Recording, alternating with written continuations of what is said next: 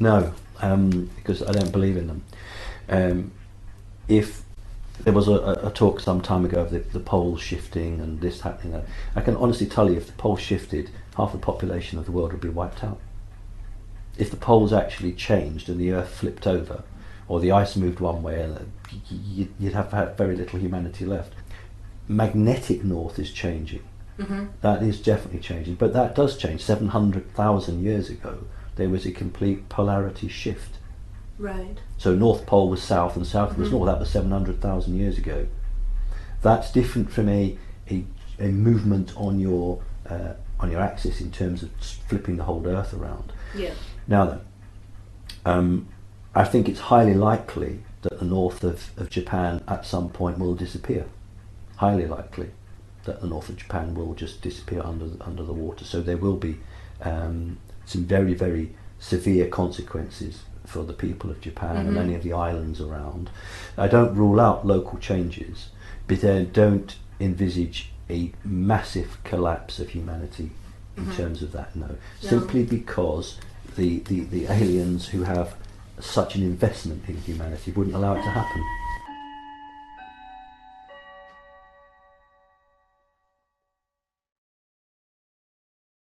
Very good question, actually. They have to be within a few thousand miles. Just a few thousand? Yes.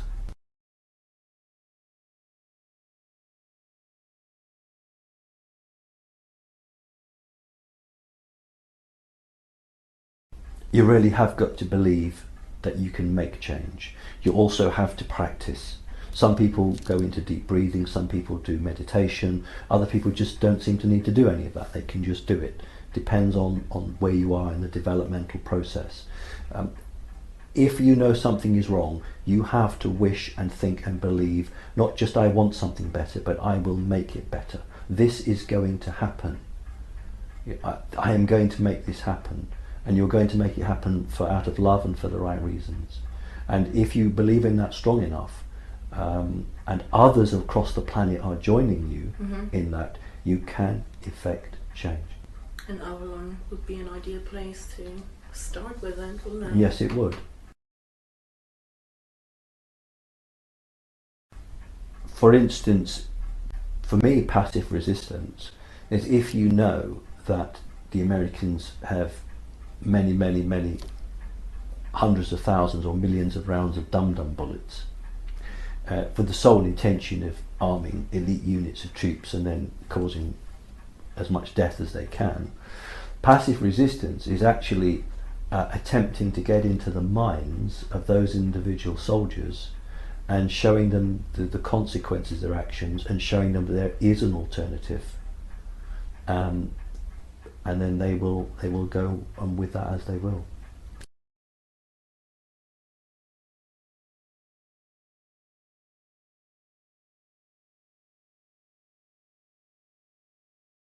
I've always made it clear everywhere that I don't say that people need to create violence to prevent this. And a lot of people cannot understand that, because even people who are awake, they live in a physical world and they don't understand the full importance of the ability to change a physical situation by your own mental thought, your own mental processes, linked into your soul. What is happening and will continue to happen is the American military will thwart the attempts being made to basically detonate a nuclear bomb or to bring some form of agreement around. So key elements, and that's why we saw Obama get rid of 3 of his top generals very recently, because they refused to detonate a nuclear bomb or to at least move a nuclear bomb. But that's not the first time that's happened. Then there's over a year ago the situation with Clinton, not Mr. Clinton, but Hillary Clinton, which I spoke on Avalon about, and I think that every individual person has to be aware of what is happening, and people don't understand that the consciousness level of an individual, when matched with many, many, many thousands of individuals, can actually change reality. Oh yeah, absolutely. And I keep saying to people, you don't have to get a gun and barricade yourself in, because that's what a lot of these questions are about. What do I have to do? And they don't want people to go out there and put themselves in danger, because then you are fighting fire with fire, and that's not going to work.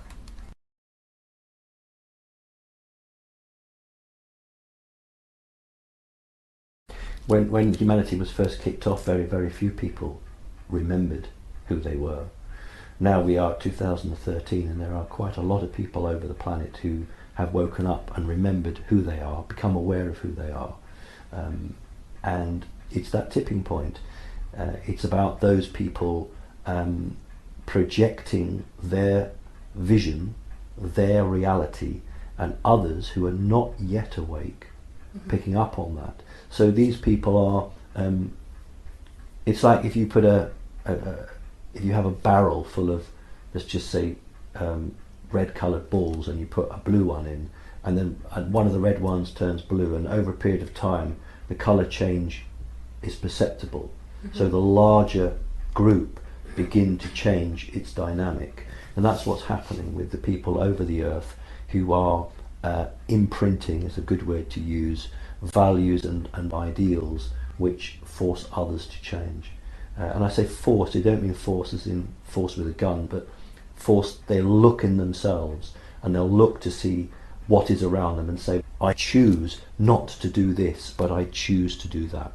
And that is what's happening. So in the mix, yeah, it is, that's a very good word, we are in the mix. But people are doing a good job.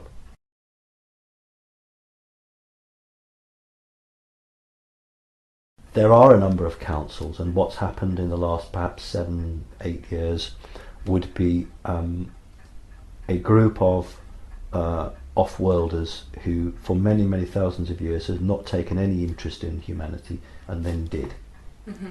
And they formed a council, a group of humanoid beings, who felt that it wasn't fair to ask humans on Earth to make a decision when they weren't free and they didn't have all the facts to their fingertips. However, because they can't physically intervene on Earth, they had to intervene in other ways. A lot of the UFOs that are shot down in wars up there now between different groups. That's the physical side that people sometimes film. You get genuine ones on YouTube from time to time. But energetically, the best way to raise the awareness is to get your agents down into the planet. But if you're truly, truly loving that rate, you don't order people to do it. No. You just say, if you want to help, step forward. And so what's been happening in increasing numbers are people who have decided that the love for the good is the greater number. In other words, they are giving up their own individual life to take a body which doesn't really suit them. But the problem is, of course, that when they come in, most of them don't remember why they're here, what they're supposed to do. So the question is, do they wake up? Do they reactivate themselves? Does that switch click on and they suddenly realise who they are, what they've got to do? It doesn't happen as much as it should do, but many people do, particularly with the children. The children are becoming immune to the switch off system. So in other words, many children now are awake immediately, 2 and 3 and 4 years old. And that is prevalent, and that is why the elite target children and attempt to control them through mind control, through energetic beings, through sonic weapons, whatever it might be. And that is why children are all to be vaccinated. That is why it's fluoride in the toothpaste, because humanity is waking up, and the system is just trying everything it can to stop that from happening.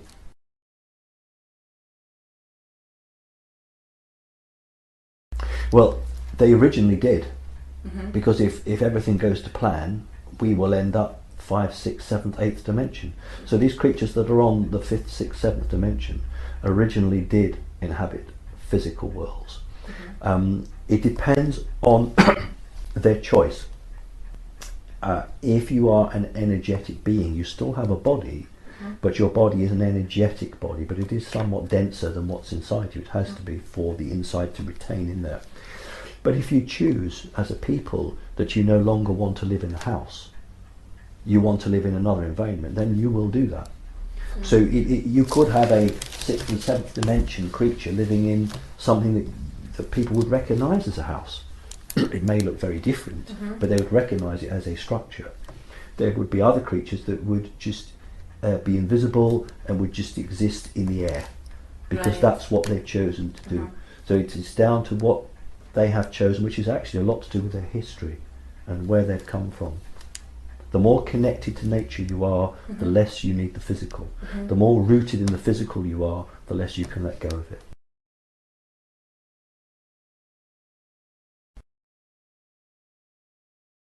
Yes. The reality to let go. Yes. For humans to let go of what they've only known since they were children, to what they've only been told, to let go of putting their trust in others, putting their trust in the physical world, and to trust themselves, and to find others that they can actually trust as well, and connect with those people, and just believe in good, can change timelines, can change reality. Absolutely. And that's what it's always been about here. It's about enough people getting off their backsides, as we say in Britain, and evolving and changing and grasping the opportunities. We got enough. We needed 3 million people, only 3 million on the whole of the earth, to actually become awake, and that happened. We got 3 million and something. So it's not stoppable now. The whole point is it's going to happen, but the question is, how rough will that ride be? How rough is that ride going to be? And that is the real issue.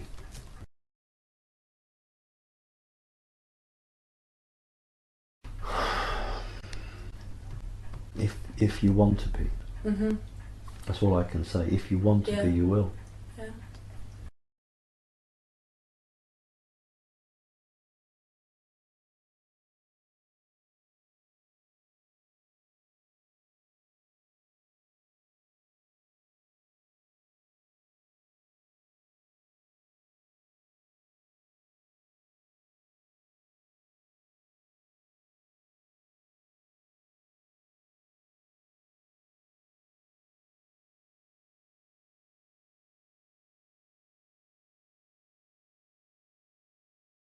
I don't understand a word of that, because the evolution of humanity, the next real evolution, isn't the smaller transistor or a better motor car.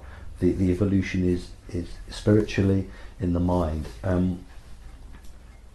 It is true that every tree and every rock has an imprint of its history, and it has the Earth's imprint, and you can access those codes, and you can do that. But I don't understand.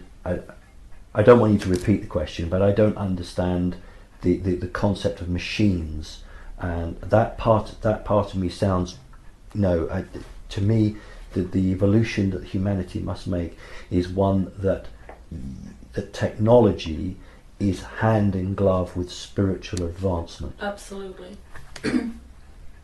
No, this human machine civilization does not resonate. No, I don't understand. I just don't understand it.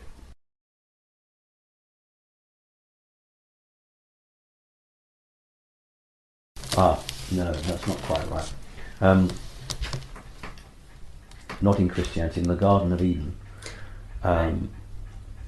the story is put about that God pushed out Adam and Eve from the Garden of Eden, and what loving God would actually do that? Yeah. It goes back to the early question you asked about the Sumerian clay tablets. The story is that we were created by the reptile race, the Anunnaki. Therefore, we need to be very humble and very thankful. And what I was told was that wasn't the case at all. The creature that is the reptilian king lord is not our God whatsoever, and it was just made very clear to me that he was not our creator. And therefore it's a fundamental point and I've always held true that, but Adam and Eve split the groups into two groups, not just male and female, but all the humans were into two groups. Eve led one group and Adam led another group, and that is why the bases on the moon and Mars are referred to as Adam and Eve, because of the exodus that took place from the Garden of Eden, which is linked to the exodus that took place when the Jews left Egypt and when the humans left the earth. Adam and Eve are the bases.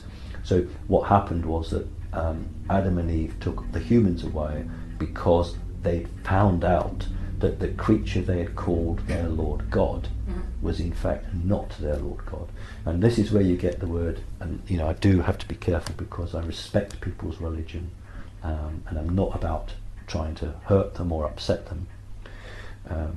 You know, our God in heaven, and reality where there were 5 or 6 places around Mesopotamia and possibly South America which were safe havens, and in the one in Eden was the God, so he was the God in haven, he was the God in the safe haven, and that's where we get our God in haven from. And it's a massive realization when the thing that you have thought made you actually didn't. And that's what caused the great schism, and that's why the reptile lord was saying, who's told you? How did you find out? Who has told you? And this is where you get the two reptiles, the one working against the other, one maintaining the status quo and the other trying to break the status quo up. And that's where that comes from. Kind of sounds a bit like Inky and Enlil. I haven't had those names, but I know there was one father and 2 sons. Yes. But I don't ever recall the names.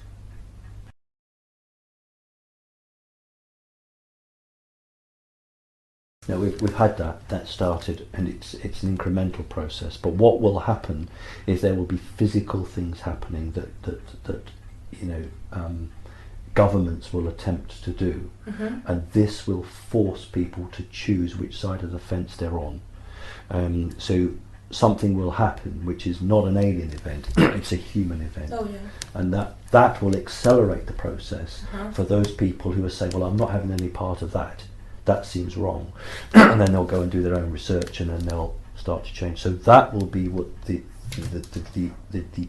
energetic change, but it is not the true energetic change that started on the 21st of December. Have you also found that there are almost like energy surges? Yeah, well, if some of the star, the sun, is an important part in the regulation of the frequency, and I know, you know, we have to be careful because there's a lot of new age nonsense portrayed around this, but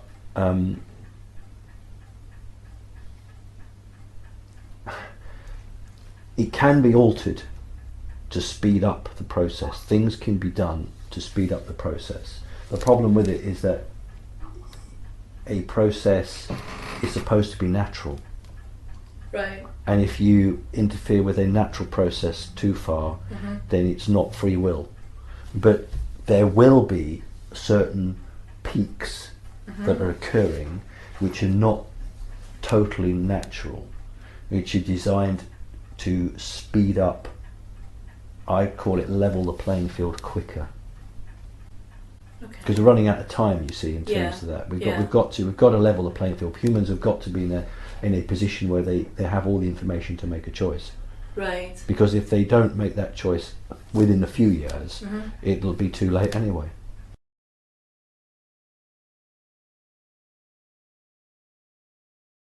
They will become sterile.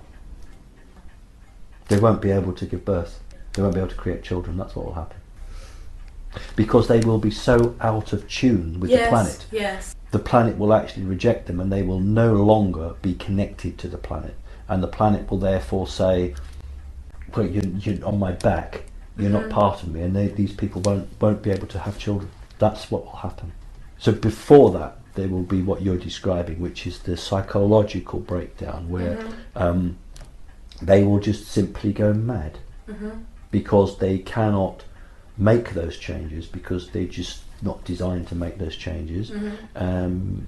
But in order to remove it, just like any good program, they will become sterile. So that through a natural process, no one's going to be put against a wall and shot. Right. Through a natural process of evolution, they will just die out, relieving the new species that can survive and adapt and change.